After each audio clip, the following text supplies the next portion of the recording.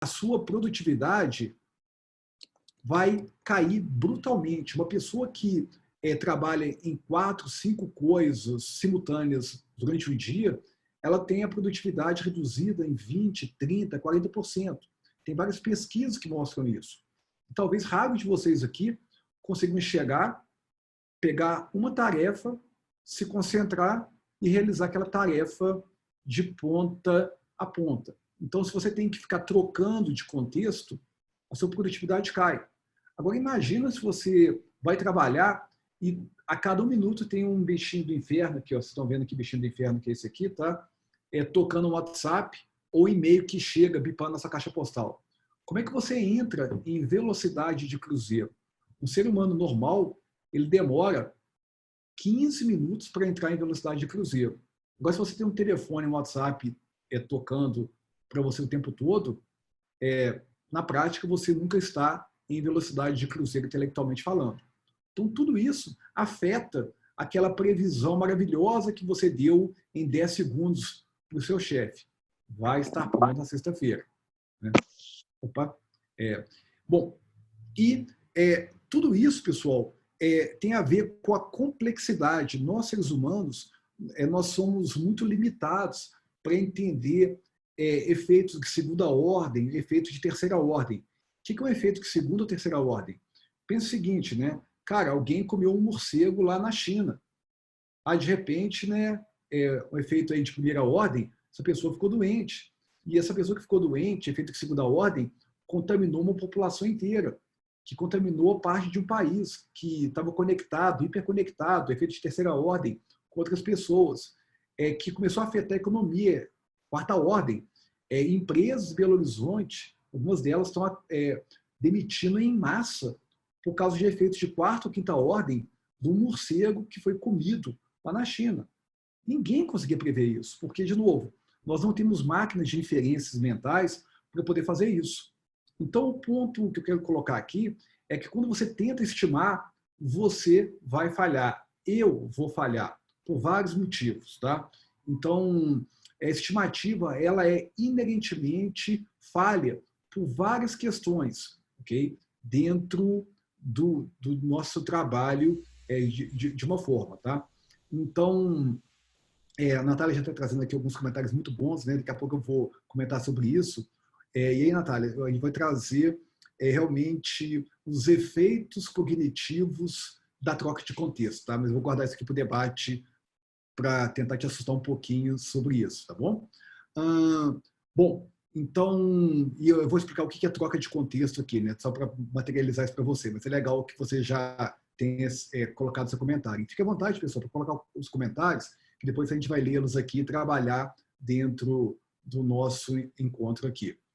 Então, só para tentar trazer um ponto importante, quando você vai fazer qualquer coisa, tá? Qualquer coisa, na prática, o custo temporal ou o custo monetário daquilo, ele é uma função do trabalho essencial que você consegue até ver, mas da complexidade acidental que raros de nós conseguem enxergar. Então, na prática, a gente acaba errando. E, pessoal, isso não é uma coisa que foi descoberta por mim ou na semana passada. Isso é estudado há dezenas de anos. Autores, né, que trabalham pensamento sistêmico, então autores extremamente conceituados, estudam com profundidade essa temática. Então, para quem aqui já teve a oportunidade de ler esse excelente livro chamado A Meta, do Goldratt, é um livro, né, que trata com excelência questões como essa. O Deming, o pai da qualidade total aí, né, e o Heinrich, que é um cara que muito ativo na comunidade de teoria de filas, Kanban, já estudaram esse fenômeno. Ou seja, muitas vezes você não enxerga certas coisas. Então a questão não é o que você vê, é aquilo que você não vê. E é aquilo que você não vê que acaba te pegando pelo pé. Ou seja, tem uma frase que a gente cita que ausência de evidência não é evidência de ausência. Várias coisas, né, que você não vê, muitas vezes, né, arrebentam com o nosso trabalho. Tá? Legal, o Diogo que aqui está trazendo um livro interessante, né, sobre o tema de estimativa e planejamento do Maicon, bacana. Daqui a pouco a gente comenta um pouquinho sobre isso. Bom, e para trazer um exemplo concreto, pessoal, vamos pegar aqui uma coisa muito comum para corroborar essa frase aqui sobre o que a gente chama de eficiência de fluxo. O que significa isso? Isso é uma questão que acaba nos atrapalhando muito na hora de dar estimativas. Por quê? A maior parte do tempo, o trabalho intelectual está parado em filas. Então, mesmo que você seja um preditor excepcional, que você consiga ter bola de cristal, várias coisas que você não está vendo estão fora do seu controle e vão sabotar a sua estimativa em relação a alguma coisa que vai acontecer mais no futuro. Então, vou pegar aqui um caso, um exemplo. O pessoal, dentro da nossa vivência aí na ARC, quando a gente faz esse tipo de análise em empresas diversas, RH, marketing, financeiro, produtos digitais, tecnologia da informação, a gente vê o mesmo efeito. Estou pegando aqui um exemplo dentro, né, de tecnologia da informação, mas, de novo, é só um exemplo. Esse exemplo mostra para a gente uma coisa muito interessante, que é o seguinte: a gente tem aqui um conjunto de pessoas trabalhando, então, dentro de um time de TI, pessoas que fazem análise, pessoas que desenvolvem código, pessoas que testam código.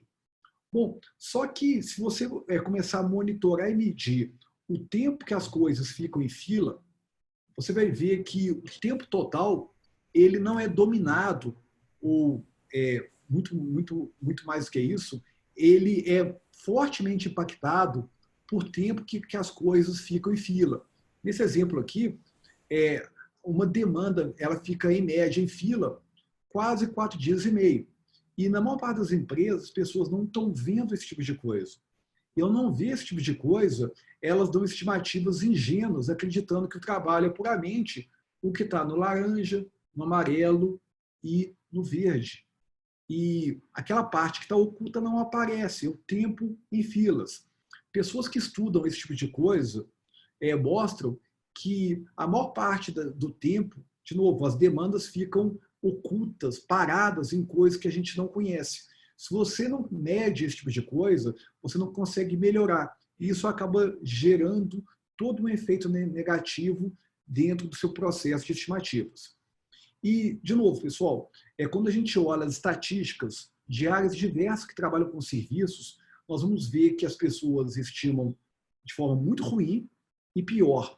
A variabilidade das estimativas ela tende a ser muito alta, o que gera impacto, de novo, muito alto, né, sobre o trabalho que a gente faz. Isso é uma coisa muito comum dentro do trabalho do trabalhador intelectual, não do trabalhador de indústria, tá? Mas do trabalhador intelectual, vocês aqui. Tá? Então, esse é um ponto importante que a gente gostaria de citar para começar aqui o nosso discurso, nosso debate, nossa provocação. Então, o ponto importante aqui é que se a gente também carrega as pessoas de trabalho, ok? Então, se as pessoas começam a ter mais e mais e mais coisas, a variabilidade é muito alta. É uma forma muito simples de vocês entenderem essa frase que está aqui, imaginarem vocês dentro de um carro, num trânsito carregado. Então, e você tendo que dizer lá para a pessoa na sua casa quanto tempo você vai demorar para chegar. Se a gente olha, por exemplo, agora no tempo do coronavírus, então as estradas, as ruas estão vazias. Então você consegue ser muito previsível se você tiver que ir de um ponto A ou B numa cidade grande. Tá? Agora, se você está num período normal, com as vias muito ocupadas, a variabilidade é muito alta. E, curiosamente, da maior parte das empresas que trabalham com o trabalho intelectual, a cultura gerencial é colocar carga alta, alta, muito alta nas pessoas. Basicamente, a ideia é buscar eficiência de recursos. E quando você tem um sistema de trabalho muito ocupado, a variabilidade das demandas é muito alta. Na prática, você falha e você acaba entrando num processo que eu chamo de espiral descendente, que é tentar dar desculpas e tentar buscar coisas, né, que não estão funcionando muito bem e tentar justificar para o seu chefe por que aquela estimativa ela não foi cumprida. E, pessoal, isso é muito ruim. Isso afeta a moral das pessoas. Muitas pessoas em muitas áreas estão com moral afetado. Ou pior, elas têm que fazer horas extras, é o que a gente chama de abuso. Então, porque o prazo não vai ser cumprido, o que acontece? O mecanismo de pressão, horas extras, mais pressão, mais horas extras, começa a acontecer. É um câncer recorrente, como eu gosto de citar. E tudo isso é causado por um modelo conceitual, uma forma de pensar que parece a correta. A única forma de trabalhar, então, uma data é estimativa. Mas e se houvesse uma outra forma? Tá? Então, quando a gente fala de no estimates, quando eu falo de no estimates, a gente está falando de um movimento. Okay? Se vocês literalmente pesquisarem sobre a hashtag no estimates, vocês vão ver autores, pessoas que estão na indústria, no dia a dia da área de serviços, mostrando, né, o porquê que estimativa é uma questão ruim, tanto emocionalmente para as pessoas, como ela também leva a abusos, leva a problemas de qualidade, porque na prática, se alguém quer bater uma data, ele vai falar tchau para a qualidade. E na prática ele está gerando problemas que vão se manifestar mais à frente. Tá? Então, tudo isso, de novo, é muito ruim.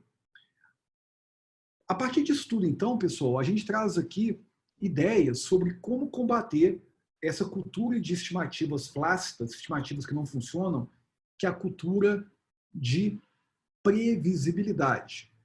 Previsibilidade é radicalmente diferente de estimativas. Estimativa é um processo subjetivo. Baseado aqui na fase da Lua e na conjunção estelar, eu acredito que vou entregar essa demanda até amanhã. De novo, né?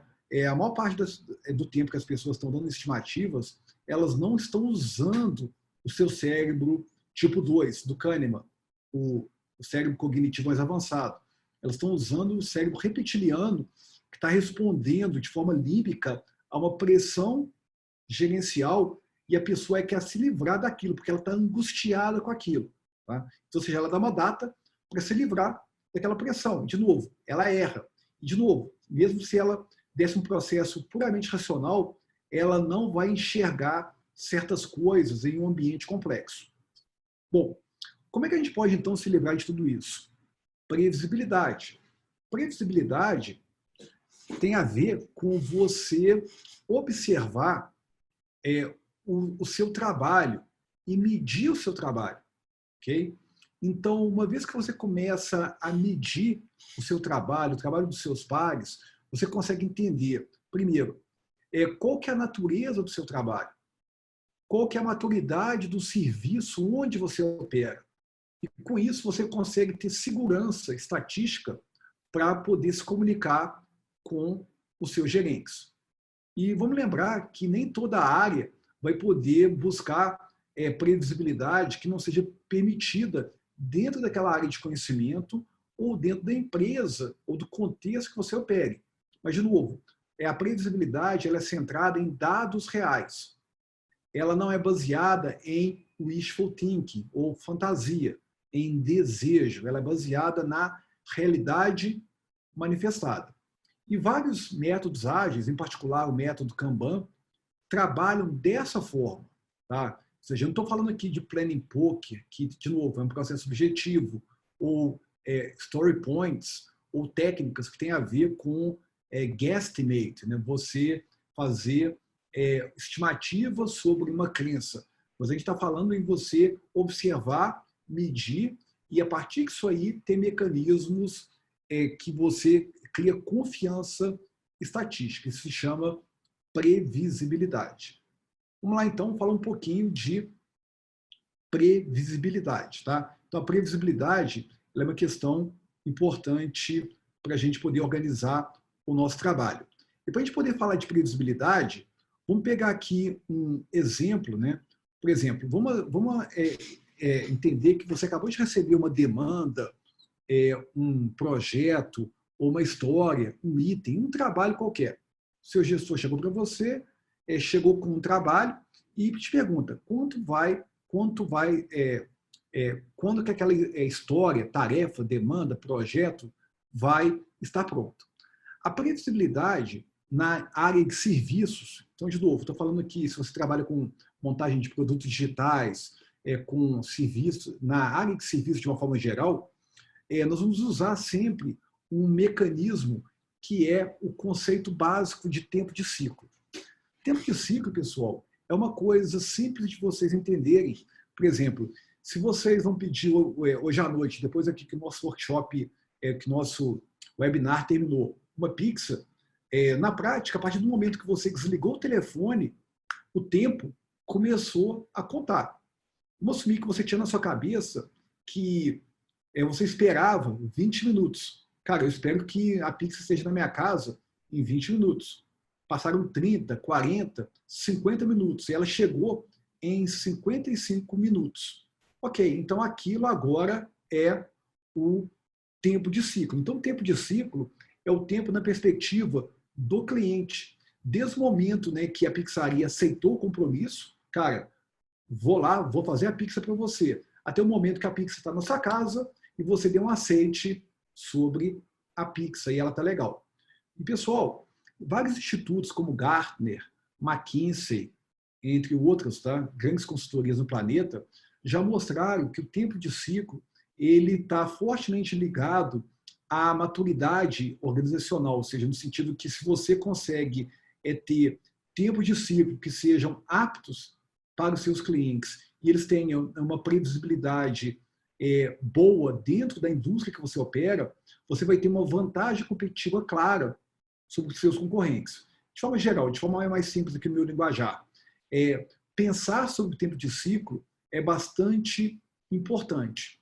E aí, a gente pode, então, apenas medindo isso, a hora que chegou o seu pedido, a hora que terminou, fazer análises muito interessantes. Vou imaginar, então, que você começou apenas a observar o sistema. Então, uma coisa muito interessante, pessoal, é que quando você observa as coisas acontecendo, você começa a ter conhecimento muito claro sobre isso. Por exemplo, a indústria ferroviária usa isso há um bom tempo já. Se a gente vê, por exemplo, a indústria de trens, né, que opera em cidades, né, que tem uma cultura ferroviária evoluída, vou pegar aqui a Alemanha, o Japão, lá, ou Suíça, lá eles conseguem trabalhar a previsibilidade do trem chegar num certo local, tá, de uma forma muito clara. Mas isso não é feito por desejo. Isso é feito porque eles criaram um sistema que permite que aquilo aconteça. Por exemplo, no Japão, eles têm alguns trens lá que eles conseguem prever com segundos a data, a hora, o minuto da chegada, tá? Minuto e segundo da chegada. Por quê? Porque o sistema em torno permite, protege aquilo. E, além disso, eles foram aprendendo através de medições ao longo de um conjunto enorme de amostras. Então, primeiro ponto, se você quer comunicar com seu gerente, é fundamental que você meça o que está acontecendo. Toda promessa que é feita sem dados reais, ela é apenas isso, uma promessa. Ela vira uma estimativa, ela vira desejo, fantasia. Eu gostaria que minha demanda estivesse pronta sexta-feira. Mas o que os dados mostram?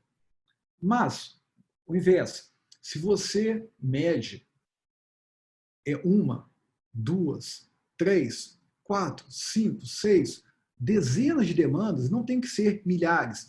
Algumas poucas dezenas de trabalhos que você faz, você começa a ter uma informação extremamente rica. Então, vamos pegar aqui exemplos de como é que isso pode ajudar vocês a ter previsibilidade, né? Usando essa ideia, tempo de ciclo. De novo, o tempo de ciclo é o tempo que você pediu a pizza e a pizzaria aceitou, até o momento que a pizza está na sua casa, na sua mesa, e você deu aceite. Então, vamos aqui observar, e pessoal, esse gráfico que eu estou mostrando aqui é uma coisa que pode ser feita com lápis e papel, ou Excel, ou qualquer coisa, tá? O ponto importante é que eu estou contando basicamente o tempo de ciclo dos trabalhos que eu estou fazendo. Você trabalha aqui cuidando de atendimento, ou incidente, ou projetos, ou demandas, ou contratações de RH, ou demonstrativos financeiros, não importa, tá? Cada ponto é um trabalho. Okay? Então, vamos pegar aqui um exemplo interessante. Quando você começa a medir, você pode, por exemplo, fazer análises muito interessantes como essa aqui. Isso aqui é uma ferramenta super simples, tá? Chamada histograma do tempo de ciclo. Basicamente, o que ela faz? Ela conta quantas demandas foram entregues em tantos dias. Então, por exemplo, para esse exemplo que está aqui, eu estou vendo que quase 30 demandas que eu monitorei foram entregues em 7 dias. Eu estou vendo também que eu tenho um conjunto de 55 demandas foram entregues em um dia. Vou pegar esse exemplo aqui, tá? 15 demandas foram entregues em 14 dias. Então, você vai empilhando, contando, tá? É um histograma, tá? Não é ciência de foguete, aí você vai contando. E olha que interessante. Quando você faz isso, você começa a ter uma quantidade enorme, monstruosa, de informações sobre esse serviço. Então, olha que legal. Se eu perguntasse para vocês, tá? Se esse é um serviço, vamos assumir que isso aqui é uma área que está lidando ali, né, um centro de serviços compartilhados. Ela recebe demandas, ela processa demandas e ela entrega demandas. Só de olhar para esse gráfico, eu sei que esse serviço não tem maturidade alta. Então, pensa em 10 segundos. Como é que eu cheguei nessa conclusão?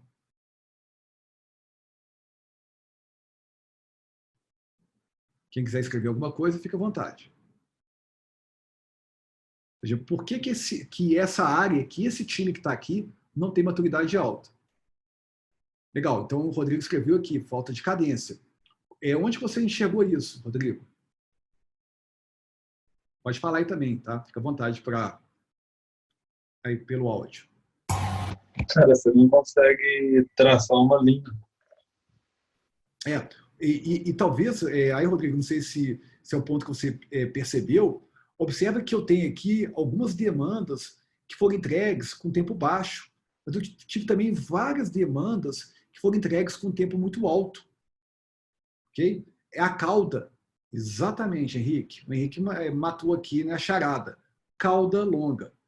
Pessoal, não importa o trabalho que vocês fazem, eu tenho certeza absoluta que vocês podem pegar os dados que vocês têm e gerar alguma coisa como essa. Tudo que você precisa de novo, data início, data fim. Ah, mas eu não tenho isso. Cara, constrói. Você vai ter em algumas poucas semanas, ok?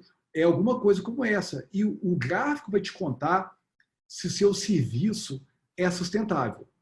E olha que interessante. Eu vejo aqui que as pegadinhas que a gente cai no mundo real. Por exemplo, a média. Isso aí, alta variabilidade, Delson, muito bem. O fluxo não é sustentável, que o Adriano trouxe para a gente aqui. Então, por exemplo, várias pessoas acreditam na média. Pessoal, cuidado com a média. Se você tentar entrar no rio que tem uma média de 1 metro, você morre afogado. Se você trabalha na área de serviço, está me ouvindo, não use média para promessas. A média é falha. Olha só, nesse serviço aqui, a média é 7 dias. Mas se você tem variabilidade alta, você não deveria trabalhar com a média. Você deveria ter uma margem de segurança, por exemplo, trabalhar com um percentil muito mais alto, 85 ou 95. Mas claramente a média é alguma coisa que pode te levar para o buraco. E, de novo, o cérebro reptiliano nosso, ele não processa isso, porque ele quer dar uma resposta rápida para o chefe. Falou assim, chefe do inferno, vai embora, sexta que eu vou entregar, mas me deixa trabalhar. Então, é isso, né? Ou seja, você não está processando, você não está fazendo análise com profundidade sobre as coisas. E a média te engana. E várias pessoas, na média eu vou fazer isso. E você crava aquele número. E você falha. Mais uma vez, você passa carão com seu chefe. De novo, porque as nossas bases mentais não estão apropriadas. E esse é um exemplo simples de um gráfico que nos mostra o perigo de estimativas e, ao mesmo tempo, a força que você pode ter de você mostrar como é que o comportamento do seu serviço está. E aí você vai prever baseado em dados reais. Se eu pego também os pontos e mostro de outra forma, por exemplo, isso aqui é a mesma coisa, só que mostrado de outra forma. Cada ponto que está aqui é uma demanda, um trabalho que você recebe, né? E a gente está vendo aqui o tempo total dentro do calendário. Então, por exemplo, essa demanda que está aqui, vou pegar essa aqui, mais fácil a gente enxergar. Ela foi entregue em março, 1º de março, ela demorou 30 dias. Só isso. Então, notem, é um gráfico simples. Você pode brincar disso fazendo com lápis e papel. Você não precisa de nenhuma ferramenta que seja $1.000. Lápis e papel. Ou se você quiser ser um pouquinho mais evoluído, o Excel faz isso muito bem. Mas olha que legal. Quando você começa a fazer esses pontos, parece que é uma nuvem, né? Como é que eu vou usar isso? Mas observem, né? Primeiro, se é uma nuvem e essa nuvem está dispersa, ela está mostrando de novo alta variabilidade. Por exemplo, eu estou vendo aqui que esse time em fevereiro, ele penou. A variabilidade de fevereiro foi maior do que em março. Então, um pouquinho maior do que abril. Ele ainda está variável em março, em abril, mas foi ainda pior em fevereiro. Então, você consegue observar ao longo do tempo a variabilidade e você consegue também extrair números que te deem confiança. Então, por exemplo, quando eu olho para cá, a gente pode estar vendo aqui, né, que vamos pegar aqui essa margem de segurança, 95%. Então, ou seja, esse serviço você poderia comunicar para a sua gerência que se chegar uma coisa nova, em até 23 dias você entrega. Então, vou imaginar o seguinte, seu chefe quer alguma coisa pronta para o dia 30 de maio. Então, ele tem que entrar com aquela demanda até o dia 7 de maio, porque 23 dias é a margem é o intervalo que você precisa com uma confiança de 95%. Então, notem como é que isso começa a mudar. Primeiro, você começa a ter previsibilidade sobre o seu sistema. Segundo, a questão não é quando que vai terminar, é quando que vai entrar. Então, de novo, voltar ao exemplo da pizza, para ficar mais óbvio. Você está com fome. Agora são 9h49. Você quer comer 8 da noite. Olha, provavelmente não adianta você ligar para a pizzaria, que provavelmente, se você está em Belo Horizonte, ela não vai te entregar 8 da noite. BH, talvez, uma pizzaria vai demorar, junto com o serviço aí do iFood, Rappi e outros, 30, 40 minutos para entregar. A não ser que for o seu vizinho, que faz uma pizza em 7 minutos. Mas você já conhece, tá? Mas, no caso típico, meu caso, por exemplo, tá? Demoraria 30, 40 minutos. Então, se você quer comer às 9h30 da noite, cara, 8h50, você tem que estar discando. Se você for discar 9h20, eu quero porque a demanda é urgente. Não. A pizzaria mais o iFood, o Rappi, eles têm tipicamente um tempo. E eles medem isso, pessoal. Então, ou seja, aí você não briga com eles. Só que em várias empresas, e detalhe, se você ligar lá para o motoqueiro do iFood, cara, meu chefe mandou que a pizza chegue em 5 minutos. O motoqueiro não é doido de falar com você que ele vai estar com a pizza em 5 minutos. Só que a gente vê pessoas com pós-graduação, sim, chefe, em 5 minutos a pizza vai ter entregue na sua casa. É bizarro esse efeito. O cara que não teve escolaridade, ele não é doido de trazer essa promessa. Mas o cara que tem pós-graduação, MBA, em vários lugares, ele, para agradar o chefinho dele, ele fala que ele vai fazer a pizza e entregar do outro lado da cidade em 5 minutos. Ele falha. Tá? 1, 2, 3, 10 vezes. Então, se a gente fosse minimamente maduro com uma pizzaria, tá? A gente poderia aprender bastante. Então, pessoal, a provocação aqui meçam. Se você não mede, como é que você quer fazer promessas? Como é que a gente quer discutir estimativa? É engraçado que a gente vê várias pessoas, na minha empresa aqui nós usamos a técnica mediúnica de story points. Não, aqui eu uso a prática esotérica de planning poker, ou isso e aquilo. E eu pergunto, tá, mas o que você mede? Não, a gente não mede aqui não, tá, mas a gente estima muito bem. A pessoa não mede e diz que se estima muito bem. Tem alguma coisa errada sobre isso. Tá? Então, o ponto importante é que medição é fundamental. Mesmo que você queira continuar usando uma técnica esotérica de estimativas, que eu não aconselho, mas ok, né? Cada um aqui é livre, meça. A medição vai te mostrar a maturidade do seu serviço. Por exemplo, né? Eu poderia perguntar por que alguns itens demoram tanto. Ou também poderia perguntar, vou trazer um caso real para vocês, tá? Numa empresa que a gente estava olhando para os números, pessoal, não estou falando aqui de implantar um processo novo, não. Não está falando de implantar Scrum, nem de implantar qualquer tipo de processo, apenas observar. A gente viu numa empresa que haviam itens que estavam em execução durante centenas de dias. Então, isso aqui é um exemplo de um gráfico que mostra quanto tempo as coisas estão no sistema. Então, se você tem coisas que estão envelhecendo muito tempo, ou seja, Pix que estão sendo preparados durante dias, semanas ou meses, tudo aquilo vai afetar a variabilidade. Curiosamente, muito pouca gente está preocupada em observar essas coisas. E as pessoas, às vezes, perdem um tempo danado. Então, eu mesmo já errei muitas vezes com isso, tá, pessoal? Admito. Mas a gente vê reuniões muito improdutivas. Às vezes você vê 8, 9, 10 pessoas numa sala durante uma reunião exaustiva de 4 ou 5 horas, tentando estimar coisas. E aquilo é tempo perdido do seu time fazendo trabalho útil. E pior, aquilo gera ansiedade, pressão, e quando aquele time publica uma lista de estimativas, que de novo, estimativa não significa acertativa, tipicamente o gerente pega aquilo e crava aquilo como se fosse um pacto de sangue. E muitas vezes as pessoas são punidas por não cumprir uma estimativa que não levou em conta a complexidade acidental e, no frigir dos ovos, era puramente uma estimativa. Okay? Ou seja, claramente, pessoal, essa ciência das estimativas é uma coisa bastante falaciosa e que tem trazido muito dano. Então, por exemplo, vou trazer aqui um dado da indústria de tecnologia da informação. 80% dos projetos na área de tecnologia da informação atrasam ou são entregues com um custo muito maior e qualidade muito inferior. 80%.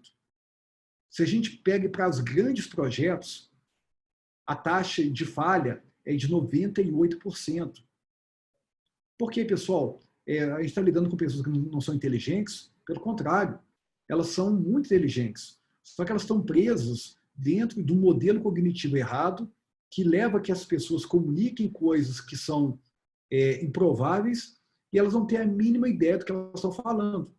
Porque elas estão baseadas toda a promessa em fantasia, em desejo, em unicórnios, em wishful thinking. Nada disso faz sentido. Ao mesmo tempo, empresas que estão se debruçando de forma correta sobre previsibilidade e têm maturidade de serviço, vou dar um exemplo aqui. Tá? Isso aqui é um modelo mental chamado de modelo de maturidade de Kanban e que é usado por empresas como uma lente para que você possa ter, por exemplo, melhor previsibilidade de demandas. Então, uma vez que você comece a medir e você identifique as fragilidades do seu sistema, aplicar estressores de uma forma consistente e repetir esse processo durante semanas ou meses, ou alguns poucos anos, dependendo da área de negócio que você opera, você começa a ter um sistema de trabalho que permite a previsibilidade no nível de atendimento aos critérios de aptidão, aos critérios de satisfação dos seus clientes. Mas isso é desenhado e trabalhado dia após dia após dia. Isso não é ideado por wishful thinking e criado por um passe de mágica. Então, sejamos unicórnios, vamos ser unicórnios. Isso não funciona. E, basicamente, isso leva apenas a desgastes, porque os chefes, e quem aqui, né, é gerente, está, né, na posição de chefia, vai ficar estressado. Uma, duas, três, com as promessas que não acontecem. E aí tudo aquilo vai afetando o moral do time. E, de novo, vai levando para todo um tipo de sintoma que é o que a gente chama de trabalhos completamente imprevisíveis. Então, isso denota maturidade baixa. A maturidade do serviço é baixa quando você tem imprevisibilidade. É simples, imagina, de novo, né? Você ligou para aquela pizzaria favorita. Ela prometeu que vai entregar a pizza na sua casa às 9h30. Ela entregou às 10h30. Você pediu amanhã de novo, ela entregou às 11 da noite. Você pediu pela terceira vez, ela entregou. Não, ela esqueceu o seu pedido. Cara, ou seja, então, como é que você quer pedir de novo? Não à toa, empresas que têm baixa previsibilidade, são imprevisíveis, elas são removidas do mercado. E as empresas que vão ganhando mercado são aquelas que desenvolveram um sistema de trabalho que permita que elas sejam previsíveis, ou seja, elas têm resultados previsíveis. Elas são aptas para o propósito do seu cliente.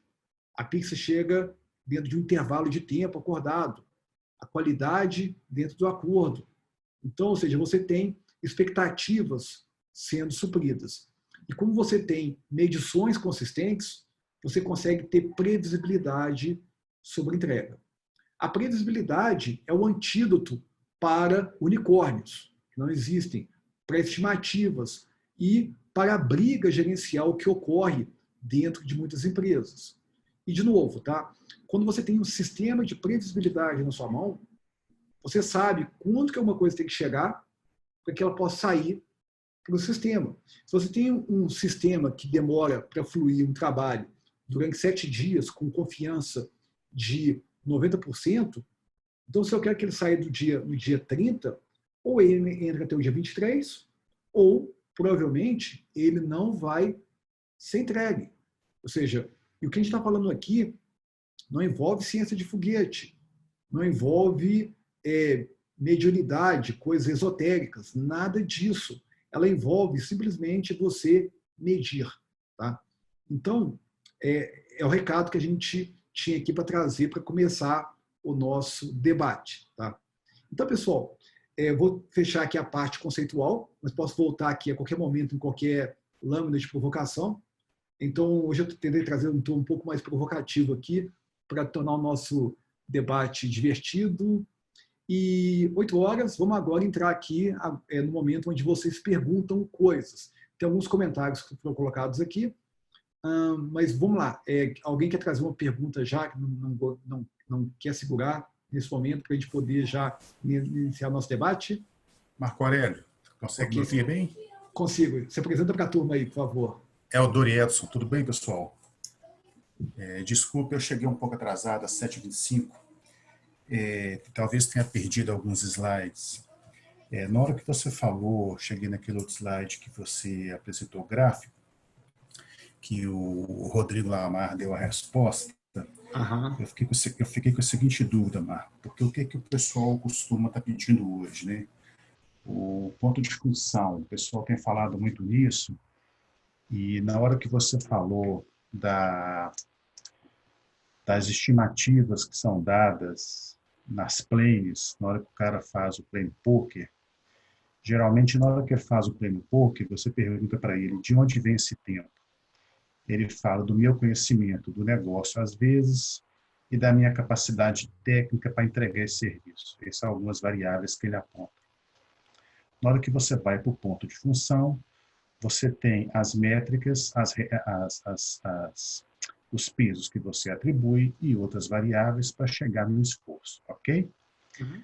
E na hora que a gente está falando de desenvolvimento de software, a gente vai esbarrar nessas coisas. Aí eu queria entender melhor, repito, que eu cheguei às 7h25, se o time já tem uma maturidade, se o time já conhece muito bem como algumas coisas são construídas, conhece principalmente a cultura da empresa, como as coisas são feitas, se já tem um índice de reuso muito alto, se ele já tem esses pontos a favor, então, para se montar esse gráfico que dá que dá uma previsibilidade maior, com a margem de acerto maior, tudo bem. Agora, quando você chega, por exemplo, num outro cenário, né, em que o pessoal fala assim, olha, eu quero uma estimativa, e o time não tem, é um time novo que chegou, né? Então, a gente não consegue ter essa previsibilidade, porque o time que está ali é novo. E a gente não tem esses insumos para gerar isso. Então, a gente fica um pouco inseguro quando acontece esse cenário. Como que vocês trabalham em cenários como esse? Tá, eu vou tentar particionar aqui, porque eu acho que tem várias perguntas dentro aqui, né, do seu discurso, e aí, se eu perder alguma coisa, você me ajuda, tá? Bom, Ok. primeira coisa, tá? Não importa a maturidade do time, não importa o tipo de trabalho que você faça. Esse gráfico que você está vendo aqui, ele pode ser montado bastando você coletar data de chegada, data de saída de demanda. Faça isso algumas poucas dezenas de vezes e você vai ter confiança estatística. Tá? E o gráfico vai te contar se o time tem baixa ou alta maturidade. E, por experiência, em 100% das empresas que nós já passamos, o resultado é alguma coisa com cauda longa. Eu nunca cheguei numa empresa onde nós fomos chamados para fazer consultoria, onde eu visse um gráfico com cauda curta. O Matheus está aqui também com a gente, trabalha muito com isso, o Marco também, quiserem complementar aqui. Então, Dori, o primeiro ponto é mostre a realidade. A realidade não mente. Tá? Então, por exemplo, eu posso olhar para uma rua e se ela tiver carro, se ela não tiver carros, eu posso dizer que ela está vazia. Se ela tiver atulhada de carro, todo mundo buzinando, eu estou vendo que ela está cheia. Então, o primeiro ponto que eu diria para você não existe área de serviço que não possa fazer uma coisa como essa. E os gráficos vão te mostrar se você tem um serviço maduro ou não na sua mão. Então, ou seja, a previsibilidade, ela sempre pode ser feita. Por exemplo, esse time aqui, embora ele tenha uma variabilidade alta, mas aqui, com um intervalo de confiança de 95%, é 23%. Mas o que uma pessoa racional tende a fazer? Racional, entre aspas. Falar da média. Uma empresa imatura vai ter variabilidade alta, como aquele exemplo da pizzaria que eu citei. E o pior é que quanto mais educada a pessoa, por incrível que pareça, mais ela vai operar. Não sei se você viu essa parte aqui, tá? Mas mais o cérebro reptiliano dela vai operar, por incrível que pareça. Tá? Então, pessoas inteligentes, às vezes, né, são as pessoas que mais erram porque eles têm uma autoconfiança muito alta. E eles caem nesse fenômeno que está no livro Rápido e Devagar, que eu recomendo fortemente que você leia, da falácia do planejamento. Tá? Eles erram com muita frequência. Matheus, quer comentar aí, né? Comenta aí só pra E você gente. tá falando essa questão de, né, as pessoas inteligentes são as que mais erram, até porque é outro ponto que você tinha falado, assim, por não conhecer a realidade mesmo, né? A maioria das vezes, quando a gente chega e vai mostrar, fala assim, olha, em números, a realidade do seu time é esse aqui, ó, tá assim que tá funcionando, vamos começar a rever um pouco como que vocês estão fazendo a questão mesmo de um penny poker, né, uma estimativa, alguma coisa assim, aí a pessoa ainda acha ruim, né, no caso de, não, isso aqui dá certo, a gente está fazendo há muito tempo e tal, e esse gráfico a gente começa a mostrar assim, não, olha, baseado no seu histórico, não está dando certo.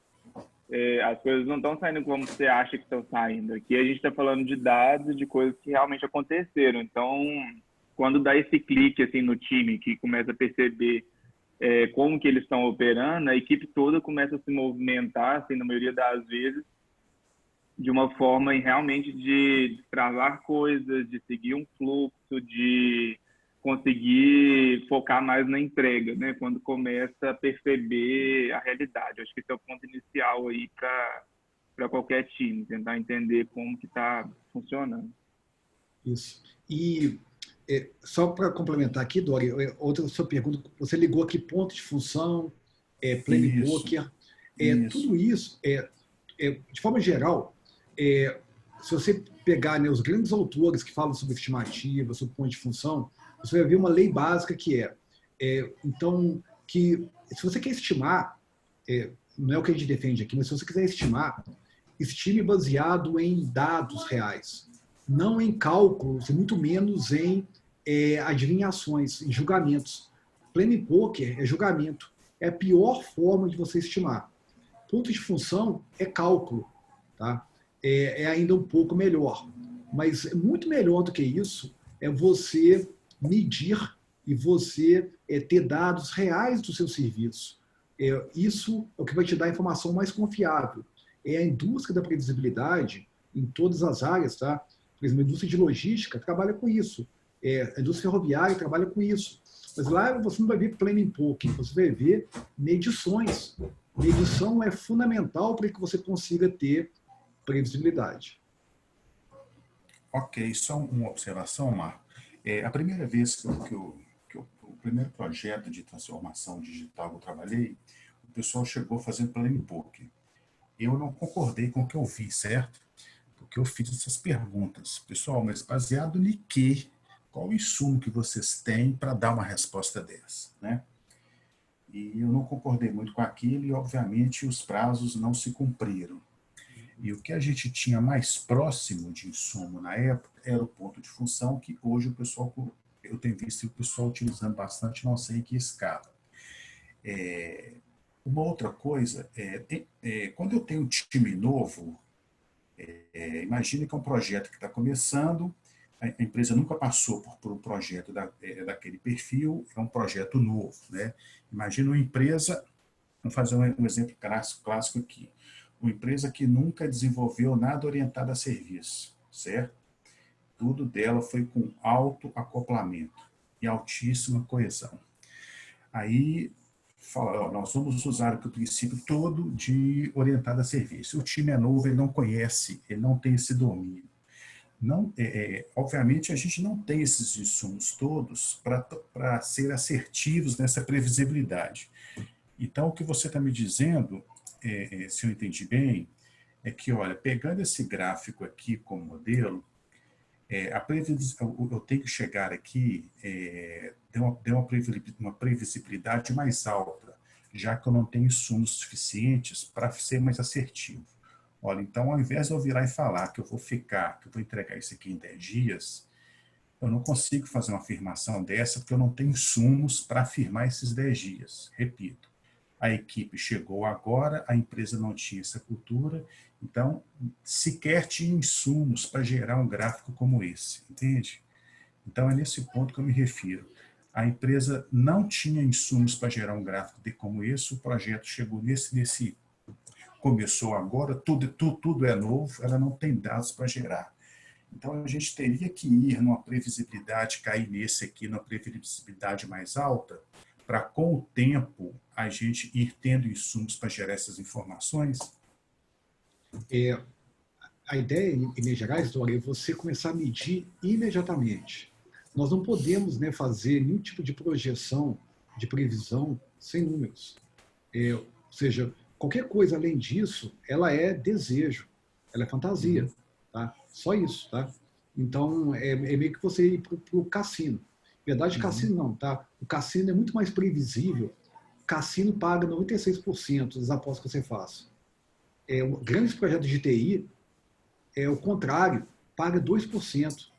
Então, se você quer joga no cassino, que é muito mais seguro do que em projeto de TI. Muito mais. Tá? Então, o que eu estou dizendo para você é que a pessoa tem que ser extremamente corajosa para poder dar prazos. Tá? E isso tem a ver com um risco comercial enorme. Então, se você está numa situação como essa, comece a medir. E aí, a medição vai te mostrar como que seu serviço está se comportando. E aí você vai poder tomar ações gerenciais para melhorar o trabalho e, com isso, começar a promover melhorias na previsibilidade. Sim, mas no início a gente não tem como fazer isso, concorda? Dado esse cenário que eu expus para você aqui. O time chegou. Sim, o time chegou e eu não começa tenho... a medir. Começa a medir hoje. Sim. Ok. Esse é o ponto, tá? Ou seja, medição é chave. Sem medição, a gente tem cima de fantasia. Esse é o ponto, tá? Ok. Muito obrigado. Ok, eu agradeço. Próxima pergunta, pessoal.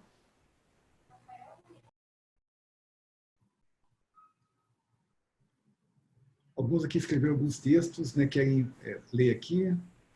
Então, eu queria então fazer uma outra. É possível, pessoal? Alguém quer fazer?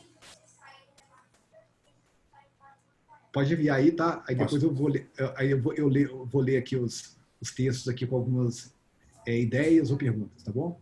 Eu queria que você voltasse, Marco, naquela explicação que um outro participante deu a resposta. Eu queria saber o porquê da resposta dele. Cauda Na hora que longa? você fez uma pergunta. Na hora que ele falou de cadência. Uhum. Pensa o seguinte, se você olha aqui para esse serviço, esse time, na média, entrega com 7 dias. Mas média é apenas isso. Mas a variabilidade é alta. Você vai ver aqui que vários trabalhos demoram dezenas de dias. Embora a moda aqui seja um dia, se você olhar aqui esse gráfico, okay? Você vai ver que várias coisas demoram. A Sim. moda, o valor mais popular é um dia, mas você tem itens que têm alta variabilidade. O que está mostrando? Se você mede um time que tem um gráfico parecido com isso, esse gráfico está te mostrando que a maturidade do seu serviço não é alta, não das pessoas, tá? A maturidade do serviço não é alta. Então, a cauda longa é isso. Então, o comentário da cadência aqui, se eu entendi bem, tá? Estava ligado a isso. Ou seja, essa cauda mostra uma maturidade baixa na execução desse serviço. Ok, entendi. Obrigado. Nada? Vamos começar a ler aqui algumas coisas. Então, Natália comentou aqui sobre troca de contextos. Natália, é legal essa frase aqui. Qual que é o ponto de atenção? Eu recomendo que você dê uma olhadinha em alguns livros que mostram o desgaste cognitivo que a pessoa tem quando ela tem que trocar muito de contexto e a perda de produtividade que acontece com isso. Embora, né, muitos gestores enfatizem isso como uma qualidade, mas para uma empresa eficiente, curiosamente, os dados mostram o contrário. Se você quer criar uma empresa eficiente, você precisa criar pessoas, né, que consigam se concentrar em coisas. Eu estou falando aqui de trabalho intelectual denso, dado que para você entrar em velocidade de cruzeiro, você precisa de 10, 15 minutos para conseguir entrar bem nesse tipo de coisa. E basicamente os números mostram para a gente aí, tá? Que as pessoas se estressam muito mais e perdem muita produtividade quando elas têm muitas trocas de contexto. Então é um ponto que a gente tem que ter atenção. E a gente vê também que times que permitem que todo o trabalho chegue a qualquer momento, sem nenhum freio, leva que as demandas médias demorem muito mais do que times que conseguem criar políticas limitando a quantidade de trabalho em progresso, o que a gente chama do WIP. Né? O limite ao WIP ele é positivo para você entregar mais, tá? E não começar mais. A gente quer parar de começar e começar a terminar. Só que para isso acontecer, você precisa limitar o trabalho total de progresso do seu sistema de trabalho. Caso contrário, você pode cair realmente em problemas diversos de produtividade.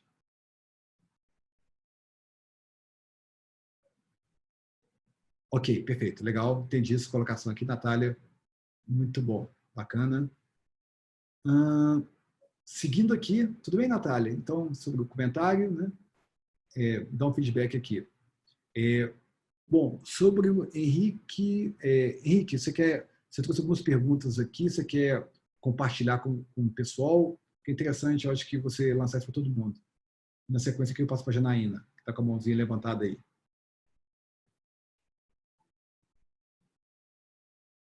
Henrique está aqui com a gente?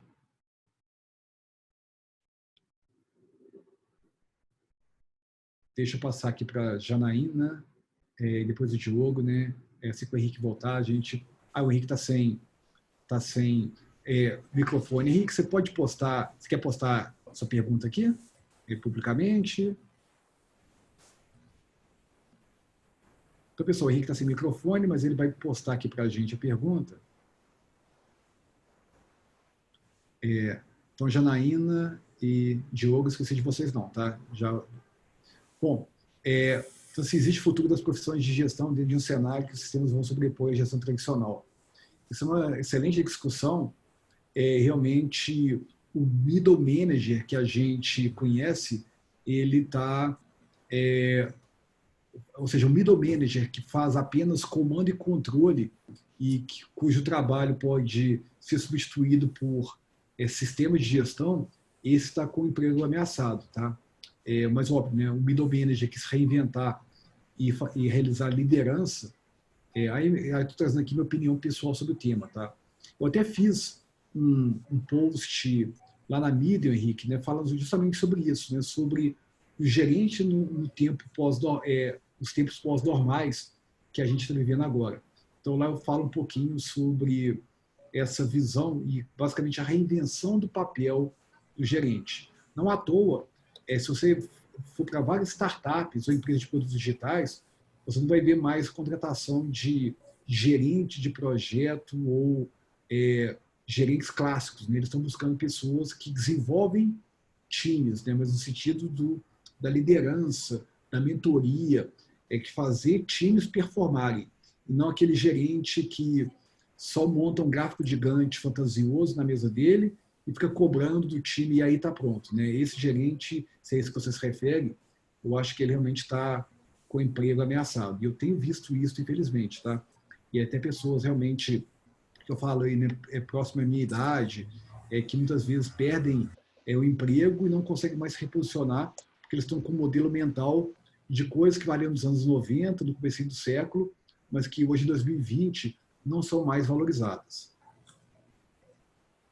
Ok, eu posso dar um depoimento sobre isso, Marcos? Pode ser.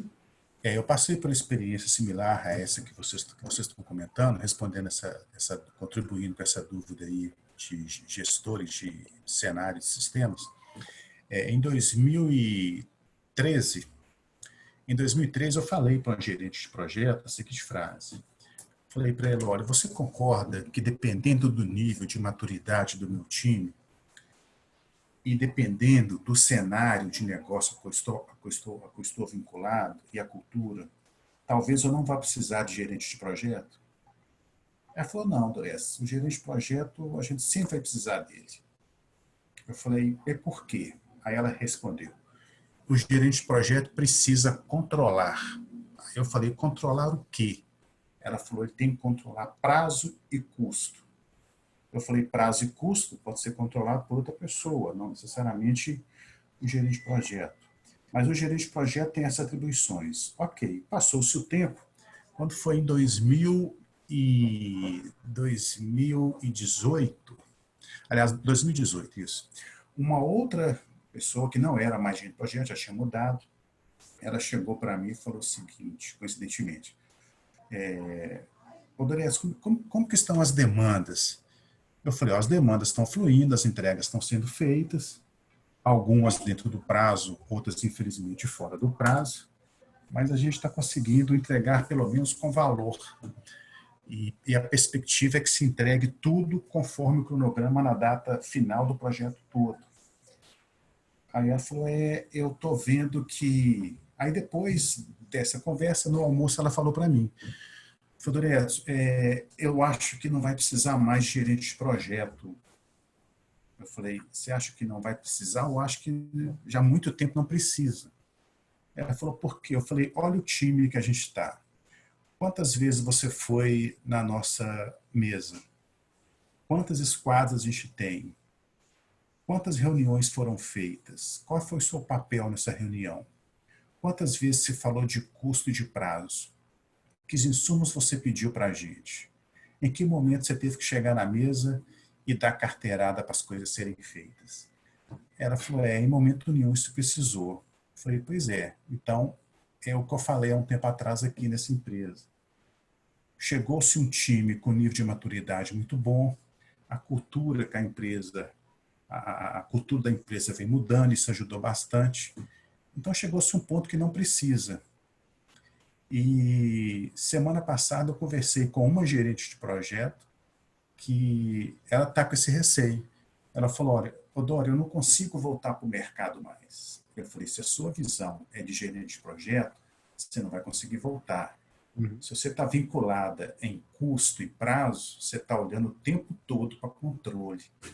E as pessoas não querem mais isso, porque viram que não precisa, certo? Então, eu estou expondo 3 cenários aqui de gerente de projetos que eu vi isso na prática que realmente não tem aderência para isso mais não. Obrigado por trazer exemplos reais aí, né? E realmente, eu também conheço casos, né, de pessoas próximas que também estão vivendo o mesmo dilema. Algumas delas, infelizmente, desempregadas. Mas esse é um tema, Henrique, né? Vou anotar aqui, né? Para quem sabe a gente faz aqui um webinar do papel do gerente. Deixa eu passar aqui para o Diogo, né? O Diogo está com a mão cansada já. Diogo, manda aí essa pergunta. Oi, Marcos, boa noite. Boa noite. A minha dúvida em relação às estimativas, principalmente dentro do Scrum, quando a gente vai medir o que cabe ou o que não cabe dentro de uma sprint, por exemplo. Geralmente a gente faz isso medindo a complexidade das tarefas que a gente tem no backlog, não dando prazo, mas pelo menos o que eu costumo ver é que o Planning Poker, por exemplo, é um método que é usado para poder medir complexidade e não prazo. Eu não vou estimar quantas horas eu preciso para fazer cada coisa. E com o tempo que você tem de maturidade com a equipe, você começa a ver o tamanho da capacidade do time, a velocidade que o time tem para ver o que cabe dentro do prazo das sprints que são determinadas. Isso não seria uma outra forma de usar o Planning Poker e Story Points para poder medir a velocidade do seu time e ter uma previsibilidade do que você consegue ou não fazer? Legal, sua pergunta é excelente. Aí é o seguinte, a gente tem que primeiro entender como é que o time trabalha. Por exemplo, né, a gente observa vários times Scrum que têm, né, uma obsessão por sprint. Eu vou pegar um caso real, tá? Que a gente está acompanhando. É um time que está rodando um projeto que tem um planejamento de sprints, tá? Eles estão na sprint 13 ou 14, tá? E, curiosamente, esse time tem essa mecânica, né, de ao que cabe em cada sprint, vamos buscar a meta do sprint, burn down, estimativas como essa. E aí, quando você faz uma pergunta, no caso deles, como projeto, quantas coisas estão em produção? Então, por exemplo, não sei como é que está o seu contexto, mas, por exemplo, uma coisa que eu perguntaria muito para o time Scrum é, ok, quantas coisas, né, quantas PICs estão entregues na casa do seu cliente? Quantas ele já aceitou plenamente? Curiosamente, eu me assusto, Diogo, vários times Scrum, eles não conseguem responder essa pergunta, porque eles não estão focados nisso. É o que eu chamo da obsessão do sprint. Tá? Então, basicamente, a pessoa acredita que ela tem que fazer sprint, sprint, sprint. E sprint não é tipicamente o que interessa para os usuários finais. Ou seja, eles estão muito mais focados em quanto tempo vai demorar uma coisa até que ela seja pronta na mesa. Então, essa pergunta ela é interessante porque ela começa a provocar uma mudança de comportamento. As pessoas param de ficar obcecadas em cumprir a sprint e começam a ficar mais preocupadas em entregar valor, em entregar produto. Ou seja, essa é uma provocação que eu faria. Mas para responder a sua pergunta, sem dúvida, quando um time ele começa a conhecer o seu trabalho, conhecer a sua realidade e ele está plenamente dedicado e focado, ele vai ganhando, através de medições, uma maior previsibilidade da sprint. Mas isso é dado, de novo, né, por medições do contexto, mesmo que você não esteja utilizando um gráfico como eu estou mostrando.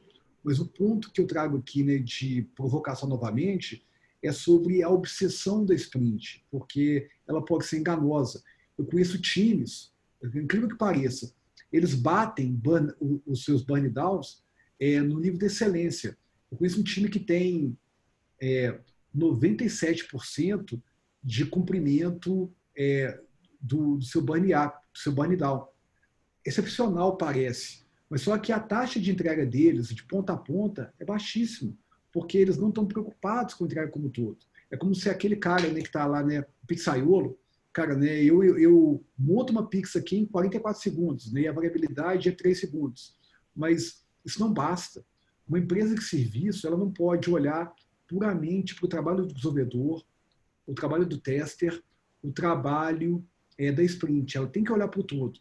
Não basta você ser apenas assertivo no nível da sprint. Se você, com seu time, conseguiu já ter previsibilidade do todo, excelente. Mas o ponto de atenção que eu coloco aqui é a gente não ficar prisioneiro das métricas da sprint, porque se você falar sprint com qualquer pessoa do mundo real, ela não vai ter a mínima ideia do que é isso. Agora, tempo de entrega, o cara que pede uma pix agora no iFood, ele sabe o que é isso. Ele reclama se a previsibilidade não estiver clara. Sim, não, é Sim, porque aí seria o conceito mesmo do Scrum ou dos métodos ágeis, você entregar realmente valor. Não adianta você isso. fazer uma sprint e conseguir atender a meta da sprint, mas se você vai entregar documentação. O usuário final não faz nada com documentação. Uhum. Mas a partir do momento em que você começa a colocar em produção, no final da sua sprint, nem que seja uma funcionalidade ou um pedaço de funcionalidade, aí sim você está agregando valor para ele. Mas Isso, aí seria o perfeito. conceitual mesmo do que você está entregando e do que você a expectativa do seu cliente com o que você entrega. Aí você consegue Isso. ter essa previsibilidade também, mesmo medindo em outras formas, como story points e fazendo planning poker, fazendo de uma forma correta, acho que a gente consegue chegar numa previsibilidade como essa também. Uhum. Perfeito. E aí o comentário que eu faço aqui, né, é lembrar que story point não é medição, tá? É um julgamento, né? Ou seja, é uma crença baseada na experiência da pessoa, é o que a gente chama, do ponto de vista técnico, de opinião de especialista, ok? A opinião de especialista, ela tem sua validade. O que acontece é que em cenários complexos, ela oculta a complexidade acidental, porque o que o story point está fazendo, tipicamente, olhar para a complexidade essencial. Mas muitas pessoas, né, acabam esquecendo da complexidade acidental, especialmente em ambientes não controlados. Se você, sem dúvida, né, tem um time controlado, focado, que não tem interrupções, talvez você consiga reduzir a complexidade acidental e aí sim, o Story Point ele vira, né, uma ferramenta baseada em estimativa, opinião de especialista, mas ele consegue domar a complexidade essencial. O que a gente está dizendo é que numa empresa que tem muita complexidade acidental, a opinião do especialista ela não vai significar tanta coisa, e isso vai gerar números ruins no final das contas. É o ponto de atenção que a gente tem que tomar. Beleza. Obrigado, Marco. Que isso, eu agradeço. Valeu pela pergunta, Diogo. Muito bom sua ponderação. Deixa eu passar primeiro aqui para Janaína e na sequência eu passo para você, Jarax. Só um segundinho. Janaína. Na verdade, durante as falas já fui respondida. Ah, já? Perfeito. Obrigado, Janaína. Obrigado. Que isso, eu agradeço. Jarax, né, levantou sua mão aí e manda pergunta para a gente.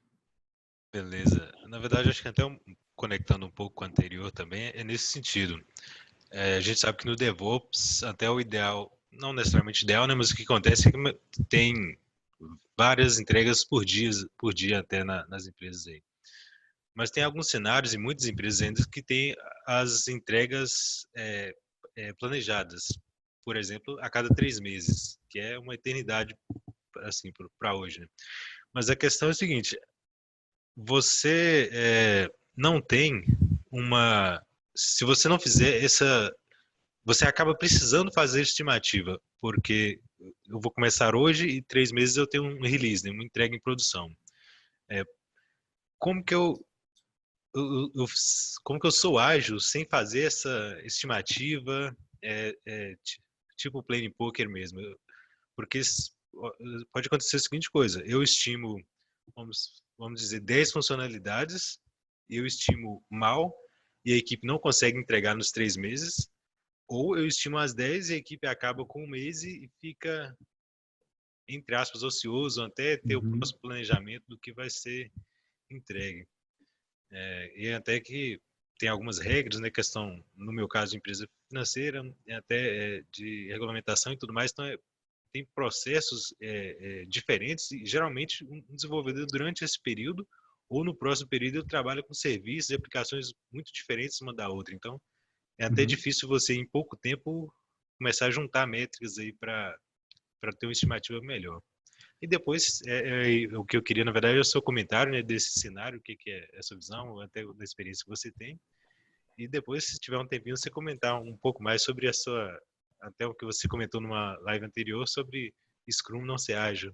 Eu acho que a gente já tem aí, até durante a conversa, que a gente já tem alguns motivos, né, que é esse tempo fixo e tudo mais, mas se eu puder comentar depois um pouco mais, melhor. Legal, legal. Obrigado pela sua pergunta, tá? Deixa eu empilhar as duas aqui. Bom, então, sobre a primeira.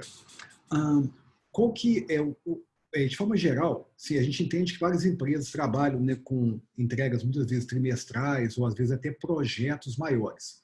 Não é o nosso tema aqui hoje, não, tá? Eu vou só colocar uma palavra aqui que ela está ganhando força, até por causa do movimento DevOps. Por exemplo, se você vê várias empresas hoje, até algumas mais evoluídas no Brasil, elas não estão trabalhando mais com o conceito de projetos, tá? Então, a própria profissão de projeto para o trabalho do conhecimento, tá, gente?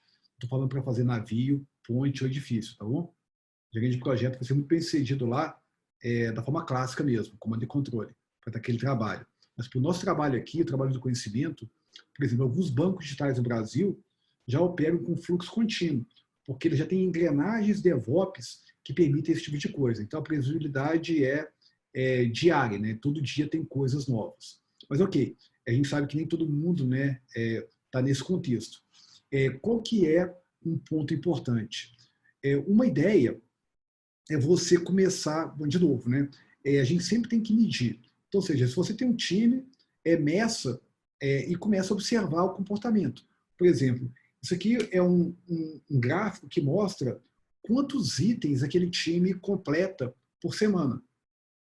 Então, por exemplo, né, nesse contexto aqui, pegando um exemplo, eu estou vendo que o time ele produz, vamos colocar ali, né, em média, entre 10 a 20 demandas no começo do tempo, e à medida que ele for ganhando, talvez aqui, mais maturidade, né, ao longo do tempo, ele começou a aumentar a sua vazão média, que é esse gráfico verde que você está vendo aí da média móvel. Então, esse aqui é um exemplo prático para você começar a medir a vazão. Então, imagine a seguinte cena, você chegou lá no topo de um prédio muito alto, vamos pegar aqui em Belo Horizonte, o edifício Caiaca da Afonso Pena, e começou a ver a vazão da Afonso Pena.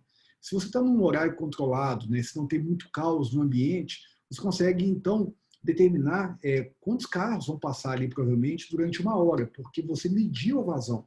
Então, por exemplo, se eu, com uma margem de segurança, entendo que 15 é o número de segurança por semana, você sabe que durante 2, 3 ou 4 meses você consegue ter um certo volume de coisas. Então, existem números ou contas que você pode fazer para ter ideia da sua vazão. Então, minha resposta inicial para você, essa pergunta é um pouquinho mais sofisticada, tá? Mas minha resposta inicial seria começar a medir a vazão. Por semana, por dia, por mês. Qual que é a vazão típica do seu time? E, curiosamente, você vai observar que o tamanho da demanda ou a natureza da demanda não é o que importa, na maior parte dos casos. Tá? Se você montar um gráfico de regressão estatística entre tamanho e prazo, você vai ver que a correlação é baixíssima, né? Ela é nula na prática. Tá? Então, uma empresa tem que estar absurdamente madura para o tamanho da demanda, salvo elefantes e ratos, realmente começar a fazer sentido.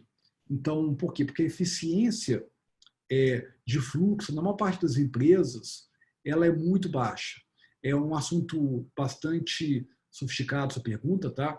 Mas se você olhar, por exemplo, literaturas especializadas, você vai ver o porquê das minhas afirmações. Mas, tentando ser um pouco mais simples aqui, eu buscaria que você medisse a vazão do seu time ao longo do tempo. E isso vai te dar um conhecimento extremamente sólido e baseado no mundo real, sem o wishful thinking. Tá? Então, acho que é o primeiro ponto. Assim, você me dá um feedback aqui que você conseguir responder a nossa pergunta. Tá? Não, sim, tá. Sobre o segundo ponto aqui da sua pergunta, sim, a provocação que nós fizemos. Ou seja, se você chega com método ágil que exige que você mude a identidade de um gestor, que você crie papéis novos, novos produtos de trabalho, isso pode não ser ágil. Pessoal, quem fala isso não sou eu. Se você olhar em vários caras que assinaram o Manifesto Ágil, vários, tá? Vários. Tá? Eu vou citar aqui Alistair Coburn, Martin Fowler, Uncle Bob. Leiam esses caras. Esses caras assinaram o Manifesto Ágil. Não é o Marco Aurélio que está falando isso, não. Tá? Esses caras falam que o ágil, que o Scrum, ele tem pouca relação com a agilidade. Tá? Então, com o que foi pensado no Manifesto Ágil lá em 2001. Mas esse também é um assunto polêmico pra caramba. Eu acho que dá um excelente webinar, né? Scrum não é ágil, né? Vou anotar isso aqui, né? Mas esse assunto polêmico, não vou abrir isso agora, não. Então, vou tomar pedrada aqui, né?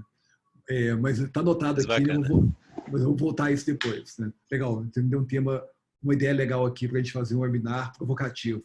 O Scrum não é ágil, você concorda, né? Vamos lá, tem mais questões aqui.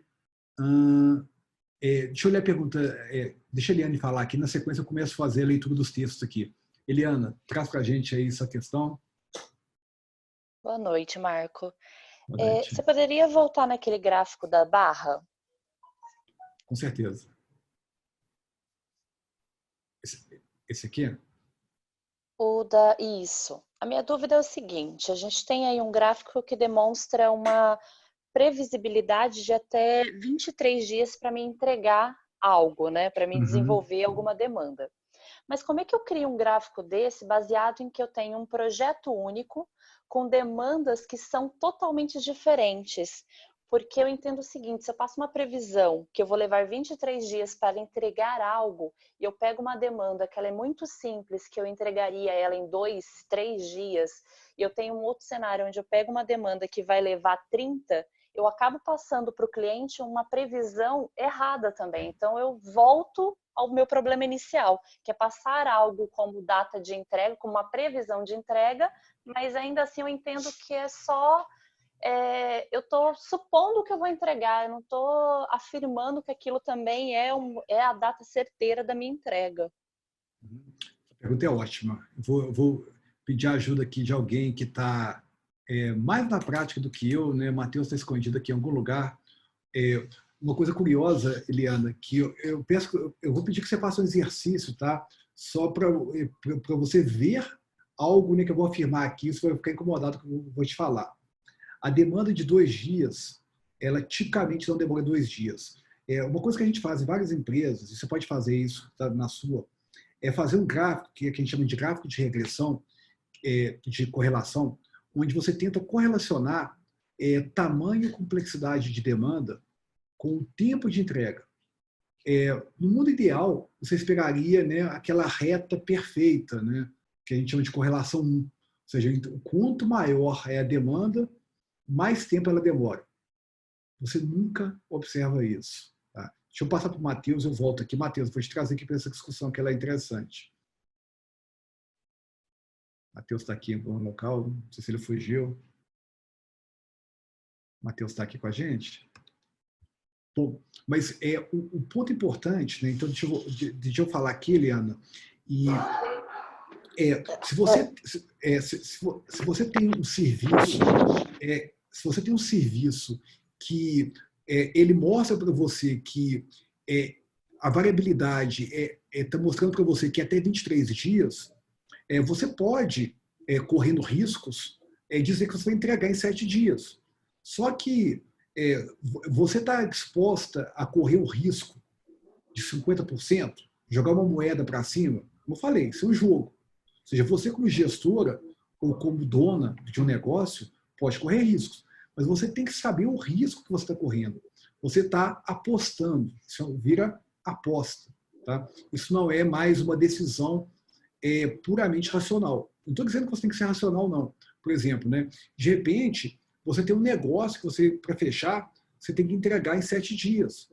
A chance de falhar, estatisticamente, é 50%. Você entende como gestora que você vai correr o risco. Se for necessário, as pessoas vão fazer hora extra. Ok, uma decisão sua. Mas o serviço está te mostrando que provavelmente você não vai conseguir alcançar aquilo. E aí é o seguinte, o que você deveria buscar em longo prazo? Você tem um serviço com cauda que não seja longa. Você deveria melhorar a maturidade do seu serviço para uma coisa que a gente chama de nível 3, apto para o propósito.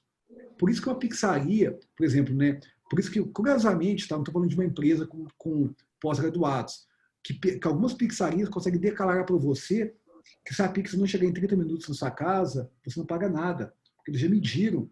Eles não fazem isso sem consequências. Senão eles teriam falido já. Então, minha dica use aquele gráfico como um direcionador de risco para você. Se você quiser correr riscos, legal, é o seu negócio e a sua gestão.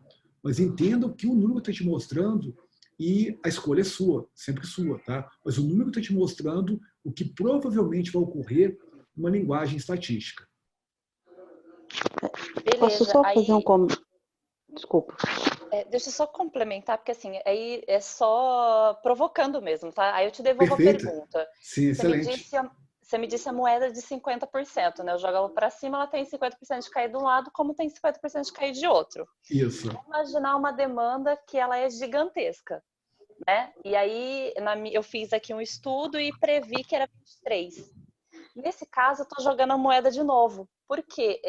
Eu estou dizendo que é 23, mas eu tenho 50% de chance de errar. Porque ela é maior do que a previsão me mostrou. Não, curiosamente não, tá? Eu não consigo te explicar isso em 30 segundos, mas a regressão estatística te mostra que isso não é verdade.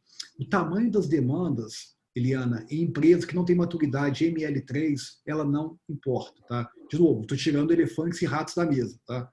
Então, ou seja, eu estou pegando demandas que têm um tamanho razoavelmente comparável. Eu não estou comparando uma demanda, não estou comparando um projeto de 10 mil horas com demandas de 20 horas. Mas, ou seja, se você estiver falando de demandas que estão em unidades de alguns poucos dias ou poucas semanas, o tamanho não importa. Tá? Você tem que ter uma autoridade extremamente alta do serviço para que o tamanho da demanda comece a ter uma regressão, uma correlação estatística com a data de entrega. Se você tiver indagada com isso, espero que você esteja, dê uma olhadinha em qualquer um desses livros. Tá? Esse aqui da esquerda é muito árido, o da direita é muito mais simples de ler. Tá? Mas, curiosamente, a correlação entre tamanho e prazo de entrega, por incrível que pareça, ela é muito baixa. Tá? Nenhuma empresa que eu já passei, ela tinha correlação significativa. Por incrível que pareça. Ô Marco, eu acredito que a gente esteja tratando de demandas de forma diferente. Eu acho que você me corrija se eu estiver errado. Ela está querendo falar mais sobre atividades e você está falando sobre demandas no escopo maior. Porque falando numa sprint, né? A gente tem atividades com profissionais diferentes que têm complexidades diferentes, atividades muito distintas e que vai divergir nesse tamanho, nesse prazo de entrega. Quando você fala da demanda do prazo de 23 dias, eu acredito que você esteja falando do escopo, não? Não, primeiro, te dei um exemplo aqui, tá? Um exemplo, só isso. Tá? Isso aqui é um gráfico de um tipo de serviço. Então, Janaína, se você fizer a mesma análise para atividades, você vai ver um tipo de serviço único? É só um tipo de... Não. Você pode misturar serviço, não tem problema, tá? O que eu estou dizendo é que empresas que não têm alta maturidade de serviços, você não vai encontrar correlação estatística entre tamanho de demanda e prazo de entrega. De novo, exceto eu estou tirando os elefantes do jogo, tá bom? Então, se você está comparando atividades com atividades, não tem problema. Tá? O ponto importante é você estar atenta porque na maior parte do tempo as empresas são dominadas por filas. Então, não é o tamanho da demanda que importa, é fila. Eu vou pegar um exemplo aqui, ó, e detalhe, quase 100% das empresas que a gente já passeou, elas têm cenários muito piores do que esse que eu estou te mostrando aqui. Ó. Essa empresa aqui, metade do tempo é dominado por fila. Se essa empresa atacasse as filas, ela poderia reduzir o seu tempo de entrega em pela metade. Ela poderia dobrar a produtividade, não importa o tamanho da demanda. Então, se você tem é como se você tem uma Ferrari ou um Fusca que está todo detonado. Vou tacar o Fusquinha, não, o Fusquinha é legal também, mas pega um Fusca todo detonado da Ferrari. A Ferrari é muito mais rápida. Coloca num trânsito engarrafado. Não vai fazer diferença nenhuma. A maior parte das empresas é uma contorno às 6 da tarde. Então, de novo, eu acho que a gente está tratando de coisas diferentes. Você está falando da fila aqui, uma atividade que talvez a pessoa que vá exercer dia, que consiga fazer aquilo com 2 horas, não será entregue daqui a 2 horas, porque existe uma fila na frente daquela atividade. Isso. É disso que você está tratando. Isso. Ou seja, não confundir esforço com prazo de entrega. Se você olha numa empresa típica, as demandas ficam 80%, 90%, 95% esperando para ser atendidas. Então, uma coisa é eu dar uma estimativa de 2 horas. Mas, notem, não é isso que está resolvendo o problema do seu cliente. O seu cliente está esperando a pizza na casa dele. O que adianta a pessoa fazer em 2 horas se a demanda ficou 30 dias na fila? A ótica tem que ser a ótica do cliente. Essa a nossa argumentação aqui. Tá? Não, então, eu entendi. É porque eu estou dizendo que a gente, assim, né, nós aqui em grupo no webinar, estamos tratando de posições diferentes sobre o que seria uma demanda. E aí acaba que eu não consigo concordar, por exemplo, que as demandas não podem ser medidas quando eu estou pensando em atividades pontuais. E que até houve uma pergunta aqui no grupo se a complexidade do tipo de serviço faz diferença, né? Faz diferença para você mensurar quantas horas vai ser levado para exercer aquela atividade. Não faz para a entrega do escopo, para a entrega geral, se você gerar uma fila muito grande. Então, Janaína, qual que é o ponto? Primeiro, né, lembra, né, que a gente está falando que o ponto principal é quando você fala de previsibilidade, estimativa, que data que aquilo vai estar pronto para consumo. Ou seja, não é o esforço. Tá? Então, é importante separar, para a nossa discussão aqui, esforço de tempo. Eu estou discutindo aqui tempo, tá? Primeiro ponto. E segundo, eu estou dizendo para você que esforço de atividade e tempo não são correlacionados em empresas de baixa maturidade de serviço. Por quê? Porque elas são dominadas por tempos de fila.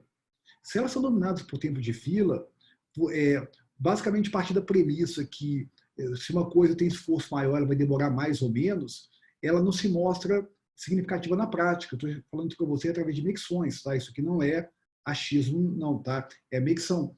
Então, o ponto importante é que você tem que melhorar seu sistema de gestão atacando filas e a complexidade acidental, de forma que você crie um serviço mais previsível. Então, uma dica. Nessa, como que está a organização do serviço, que, de novo, não importa se são atividades ou demandas. É isso que eu estou colocando, né? Literalmente não importa. Você vai ver uma curva, e essa curva vai te mostrar quão maduro ou não é o seu serviço. E isso vai ser uma ferramenta poderosa para você trabalhar na previsibilidade, ou até tomar riscos, voltando aqui do argumento legal que foi trazido aqui. Você pode tomar riscos, tá? Também, caso você queira. Não sei se eu consegui explicar, Janaína. Me dá um feedback aqui, por favor. Não, conseguiu sim, eu tinha até entendido.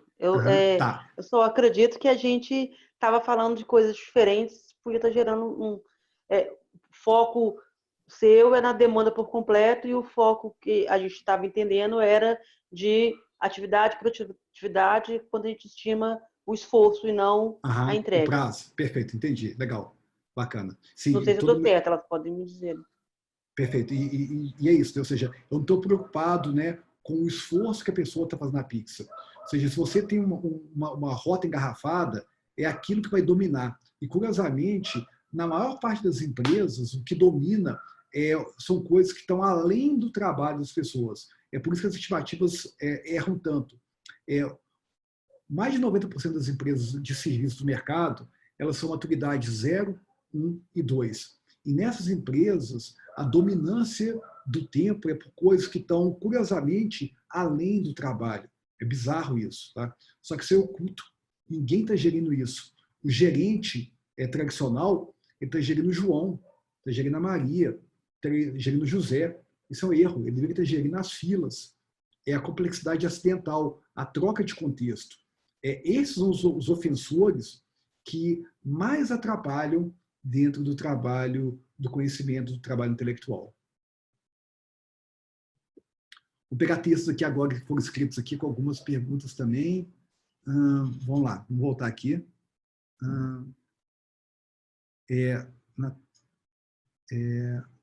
A Natália colocou aqui o comentário, né, que as demandas são muito diferentes uma das outras, complexidade, tamanho, integrações e necessidades externas. Né? Então, Natália, ou seja, só para checar aqui se eu entendi o comentário, como eu citei, né, empresas, né, que não têm maturidade alta de serviços, a gente não observa correlação estatística entre o esforço e prazo, porque a dominância é por filas, por espera, especialmente em utilização muito alta. Tá? Só trazendo aqui um comentário sobre o que você trouxe. Troca de contexto a gente já discutiu. Medição por serviço de classes. Né? Sim. Então, Thiago, né, seu comentário aqui procede. Né? Então, o Thiago aqui fez um comentário que, sem dúvida, se você segmenta suas medições, você, sem dúvida, vai ter um dado muito mais confiável. Então, ou seja, eu vou comparar bug com bug, demanda evolutiva com demanda evolutiva. Sem dúvida, né, você está certo nisso. Tá? Então, você tendo a capacidade de estratificar e comparar coisas similares, perfeito. Agora, mesmo curiosamente, tá? Mesmo se você não tiver, você já consegue ter dados interessantes para você começar a fazer uma análise. E à medida que você vai ganhando maturidade na medição, sim, você vai medindo, estratificando, como você fala aqui. Aí você também comenta aqui, Thiago. E, Thiago, me dê um feedback aqui se eu estou interpretando seu comentário corretamente. É a métrica do time, não do indivíduo, sim. Então, pessoal, tentar focar em indivíduos é perigoso, tá? Porque pessoas entram e saem, a variabilidade do ser humano ela é muito alta, até questões fisiológicas. Por isso que é importante você observar a métrica do time de trabalho, do sistema de trabalho, do serviço que está sendo feito. Tá? Além também de não ser intrusivo, de não afetar o moral das pessoas. Tá? Então, esse é um outro ponto também de natureza psicológica. Bom, o Henrique aqui já discutindo o futuro da gestão. Leonardo Delbi tem uma pergunta legal aqui, né? Contratos cujo prazo estimado é baseado em ponto de função.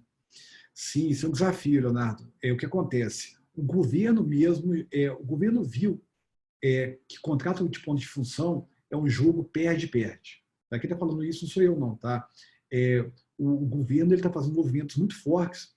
Tem pessoas que estão aqui que são do governo, se quiserem se manifestar, tá? Então, o governo está abolindo contratos baseados em pontos de função. É um movimento que está começando, porque nos últimos 20 anos, basicamente, o governo e muitas empresas de software perderam muito dinheiro por contratos completamente furados, né? Porque são baseados em fantasia. Então, não à toa, tá? Essa é uma pergunta que a gente pode discutir em mais detalhes fora daqui, mas está tendo um movimento muito forte hoje envolvendo várias agências do governo para contratos baseados em alocação de pessoas. E teve, inclusive, né, o TCU, em Brasília, ele fez um edital totalmente diferente, saindo do câncer do ponto de função, justamente para quebrar esse jogo perde-perde, que assolou a indústria e levou muito prejuízo para muita gente. Mas, sim, não dá para negar que se você tem um contrato baseado em ponto de função, você tem um problema na sua mão instalado. Mudança evolucionária do Ricardo, né? Misturar os esquilos cinzas com os esquilos vermelhos, né? Começar usando os dois e avaliar como melhor se adapta à realidade. Sem dúvida, Ricardo. Então, a gente tem que conversar sobre isso, né? Então, ou seja, vocês podem... o comentário do Ricardo foi bem sagaz, pessoal. É isso, né? Ou seja, começam a medir e observem como é que isso vai gerar insights para vocês. As empresas que estão fazendo medições como essas, basicamente elas estão vendo formas melhores de ter informações. Então, você pode ter uma base de comparação sobre isso, né? E realmente começar a entender o comportamento do sistema. Delson trouxe uma pergunta legal, né? Sim, categorizar as demandas. Então, pizzas, sanduíches, né? Como foi citado ali mais cedo também, né? Então, pelo Thiago, né? Separando bugs, demandas evolutivas, sem dúvida. Obrigado, Delson, né? Sem dúvida faz todo sentido. Então, medir por classe de serviço. Classe de serviço, aqui um comentário interessante, né? Que você separe demandas por riscos, né? Você pode separar a categorização. Qual que é o tempo médio de demandas que tenham risco alto, né? Urgência, ou demandas intangíveis, ou demandas tradicionais. Então, sem dúvida. E comentário seu, Janaína, a complexidade de cada demanda interfere na previsibilidade. Lembrar, tá? É aquilo que a gente já conversou. Em empresas de baixa maturidade, não existe correlação estatística entre isso, tá bom? Mas é um ponto que eu posso te passar evidências, né, números, né, para que você possa estudar sobre isso. Sem estratificar, penso que será natural uma alta variabilidade. Sem dúvida, Delson. Então, você está certo. E a estratificação, ela nos ajuda a entender coisas. Agora, curiosamente, mesmo estratificando, você ainda percebe, na maior parte das empresas, 80%, 90%, alta variabilidade, por incrível que pareça.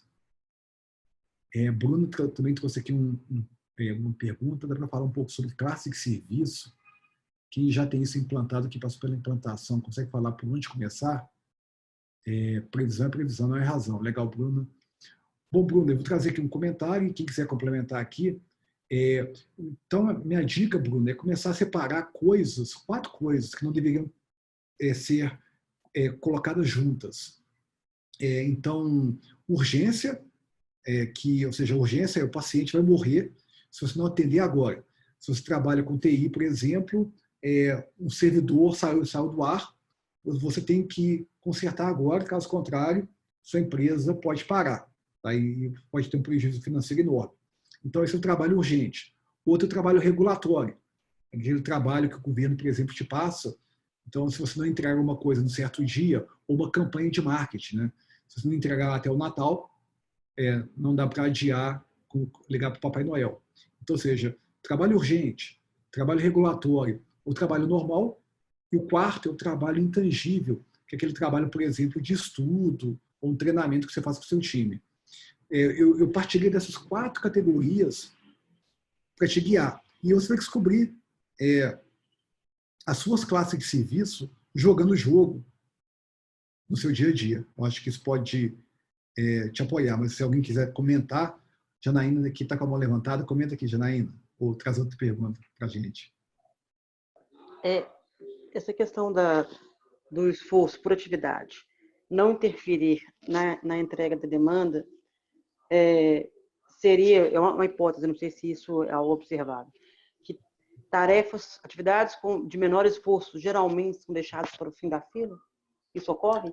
Isso é uma tendência ou isso é uma suposição baseada no que eu faço? É o seguinte, a questão central é que, na maior parte das empresas, 80%, a eficiência de fluxo é muito baixa. O que é eficiência de fluxo, Janaína? É o seguinte, tenta imaginar uma demanda como se fosse um bastão. E ela tem que passar por vários corredores até chegar lá no final, no cliente que pediu a pizza, que é a pizza na casa dele. Se você observar do trabalho de TI, por exemplo, né, do seu campo de conhecimento, né, do meu também, você vai ver que a maior parte do tempo a demanda fica parada em filas. Então, se a maior parte do tempo ela fica parada em filas, não importa muito, né, o tamanho, o que importa são as filas. Então, as pessoas estão atacando as coisas erradas. Se elas não atacam as filas, elas não conseguem melhorar o sistema. Então, a causa primária é que a complexidade acidental é o que domina, não a complexidade essencial. Então, não adianta você brigar para ter uma previsão perfeita para a complexidade essencial, sendo que a maior parte do trabalho está dominada por interrupções, filas e outras coisas que alijam a sua capacidade de ter uma estimativa, mesmo que você fosse uma estimadora perfeita. Se você tem a maior parte do tempo sendo dominada por outras coisas que não tem a ver com a complexidade essencial, estimar é inútil. Beleza. E esse gráfico aqui, né, que a gente mostrou, ele te dá um exemplo clássico, né? Se eu tentar brigar nessa empresa aqui, que tipicamente é a empresa que a gente observa, está em todo lugar no Brasil, com tamanho, eu vou estar errando pela metade, no melhor caso. Se eu acertar 100% das minhas demandas, eu ainda estou errando na metade da estimativa por causa das filas. Entendi. Legal. Obrigado, Janaína, pelos comentários. Né? Muito bom. Bruna, não sei se eu consegui responder sua pergunta.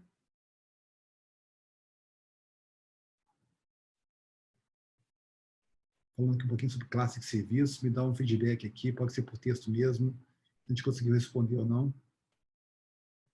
Legal, então pensa nessas categorias. E, pessoal, esse é um assunto polêmico, né? Isso vocês viram que é bem polêmico mesmo, né? Foi divertido para mim aqui, tá? Então, minha dica, se vocês quiserem ter uma ideia um pouquinho mais clara sobre por que certas coisas elas não são óbvias, esse livro A Meta é um livro excepcional, é um livro meio que quebra cérebro, você começa a ver o mundo de uma forma completamente diferente. Quem aqui já leu um pouquinho sobre teoria das restrições, esse é o cara que criou o conceito, tá? E é um livro realmente que ajuda demais que a gente comece a enxergar coisas e perceber que muitas vezes o trabalho não é o trabalho, e o que a gente deveria estar fazendo não é o que a gente deveria estar fazendo. É muito interessante para a gente poder realmente entender. O Delcio aqui com um comentário bacana, né? Olha lá, é o que a gente fala, demanda de 3 pontos de função ficar 6 meses na fila e outras bem grandes serem entregues. E, pessoal, como eu provoquei demais vocês, façam um gráfico de correlação e me contem, tá? Eu prometo que a gente faz outro evento aqui, eu pego dados reais seus para mostrar aqui, tá? Anonimizem, obviamente, tá? Mas, de novo, os dados vão estar já anonimizados aqui, né? Ou seja, o que eu preciso é apenas de um gráfico de histograma, ou um gráfico de dispersão, ou uma correlação estatística. Vocês vão ver que os números vão surpreender vocês. Os números vão contar a maturidade do serviço, tá? Então, isso é muito interessante, né?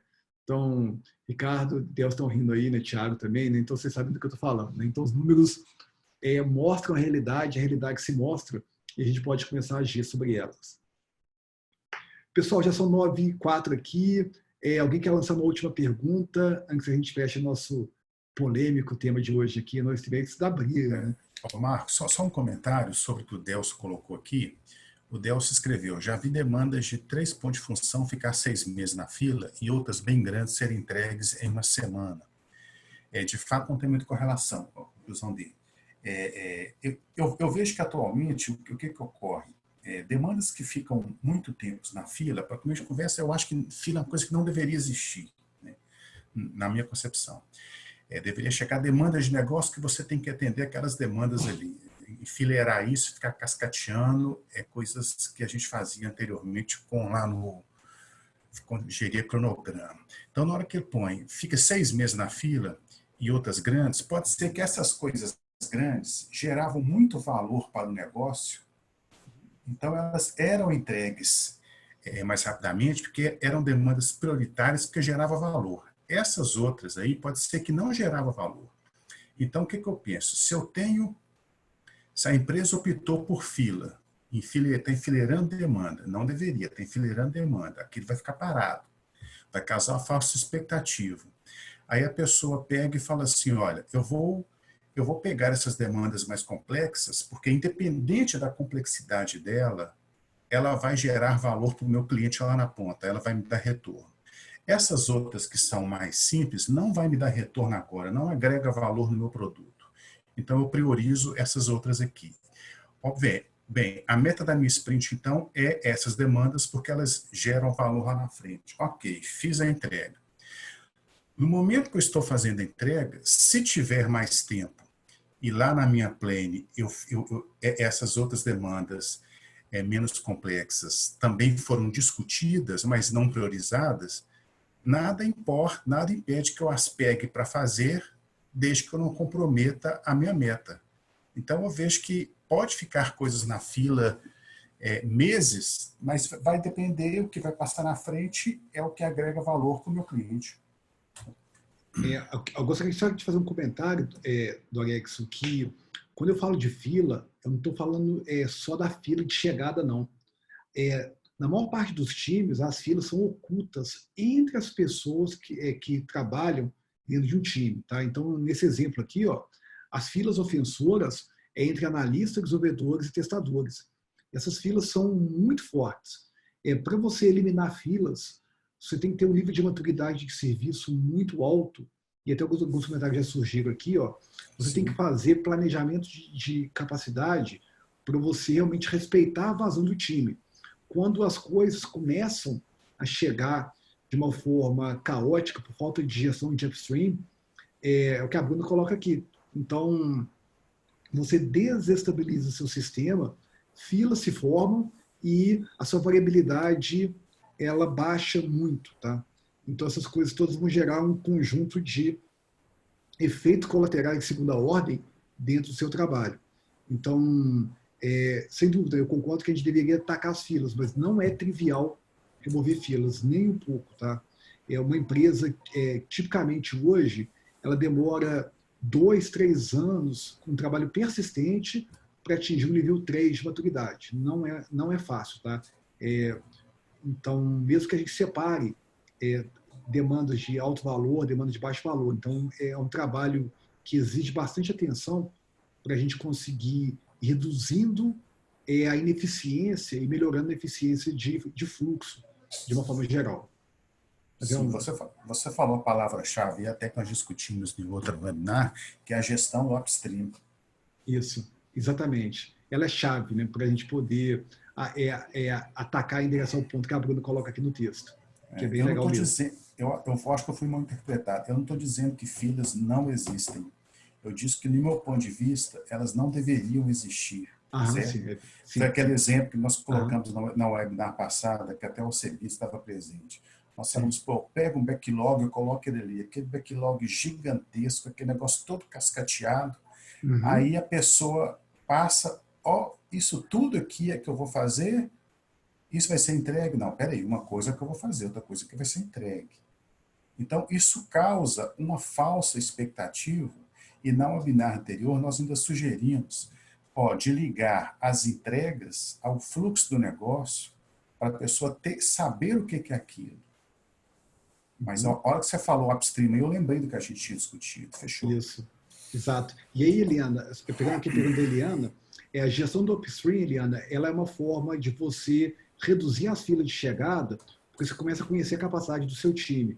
Então, se você tem um time que você sabe que ele produz 5 itens por semana, o seu PO ele tem que conseguir gerar não menos do que 5 itens por semana para abastecer aquele time.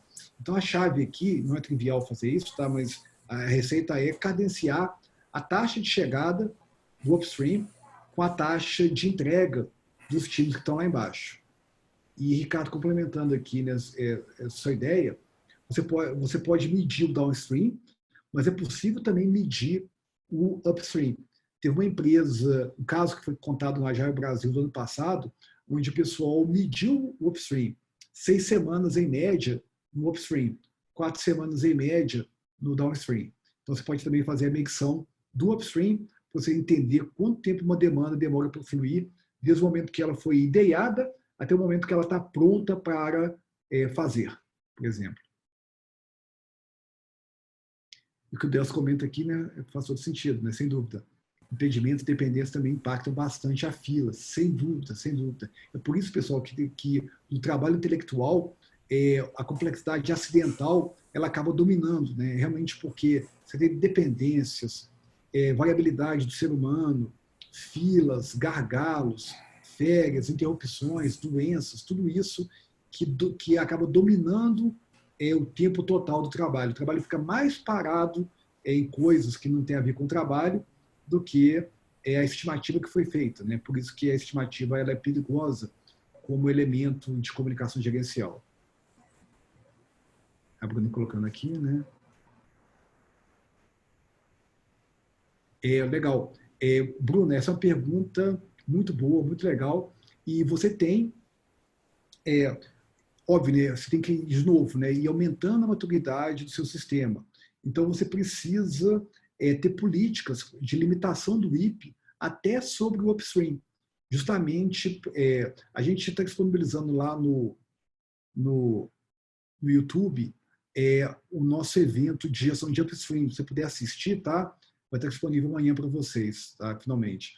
Então, lá a gente fala como é que a gente pode ter políticas para você garantir que você não tenha um backlog que vai inflando de uma forma infinita. Mas isso, obviamente, envolve concordância e trabalho também com as áreas de negócio, porque não adianta você criar filas e filas, sabe, sobre o seu sistema, porque aquilo não vai te contribuir para a vazão. Então, você limita o IP também na gestão do seu upstream. Uma outra fila, né? Sim, o ideal é não receber as demandas. Sim, você tem que limitar a chegada. Não tem jeito, não tem mágica, né? Se a gente não coloca imposições no tamanho da chegada, você vai ter problemas. Sim. É por isso que, realmente, é por isso que a maturidade, Brunello, tem que ser construída de dentro para fora, né?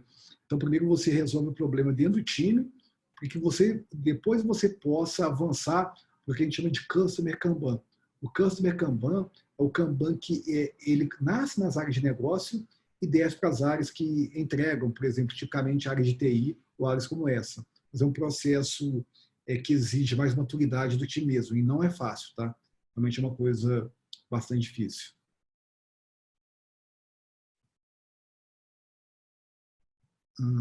Legal, né? Bom, pessoal, então já saíram algumas ideias aqui interessantes aqui, né, de webinars para frente. Como a gente está invadindo aqui nosso tempo, né, só para a gente também ficar dentro do tempo que a gente combinou com vocês aqui. Então, hoje a gente encerra aqui. Agradeço, né, demais aí pelas perguntas, né? Peço desculpa que se eu fui muito provocativo para alguns de vocês, tá bom? Mas hoje meu objetivo foi esse, né? Provocar vocês. E para quem estiver mais provocado do que o normal aí, tá?